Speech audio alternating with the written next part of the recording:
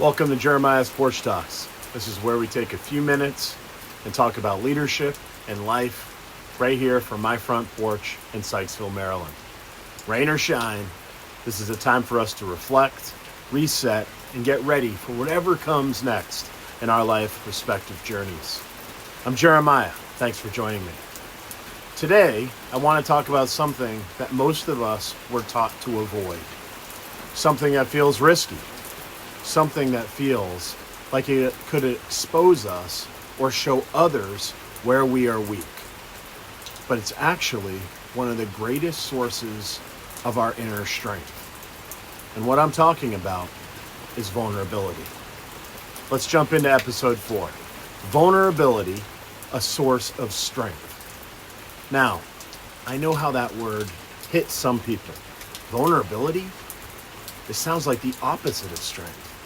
We're taught to toughen up, keep things tight, don't let anyone see the cracks, and certainly don't let others see you emotional or crying. But here's what I've learned, and here's what life keeps confirming over and over. When a person is willing to be genuine, honest, and authentic, they create connection. They make space for other people to show up as their real selves too. And you know what happens next? Some of the most meaningful, most cherished moments of your life are born right there, in that space of shared humanity. When you lean into vulnerability, you become more empathetic, more human. You stop performing and start relating. It's not about oversharing or making everything about you. It's about showing people they're not alone in what they're feeling. That someone else knows what it's like to be afraid or unsure or wounded and still be strong enough to keep showing up. And when people feel that from you, something powerful happens. They begin to trust you. Not because you're flawless, but because you're real. They begin to raise things that they've kept buried. Harms that no one has ever addressed. Wounds that were never acknowledged. And in that moment, if you're present and open and still, you can create something sacred. You can create a space for healing. That doesn't happen through status or authority. That happens through being there, through softness, through saying, I get it. I've experienced that too. When the world expects you to say, I'm fine. About 10 years ago, I encountered a leader who changed how I understand all of this. They were remarkable, trailblazing, accomplished, someone who walked in rooms most of us only dream about. And when they spoke to us, they told us their story. They shared their resume highlights, their incredible experiences, and their leadership legacy. And everyone in the room was impressed. We were inspired. But then the conversation shifted. They told us how they survived abuse, how they carried the weight of things no one should ever have to endure. And the room changed. The posture of every person softened. You could hear people breathing slower, eyes filling up, hearts opening. And then that person said something that I'll never forget.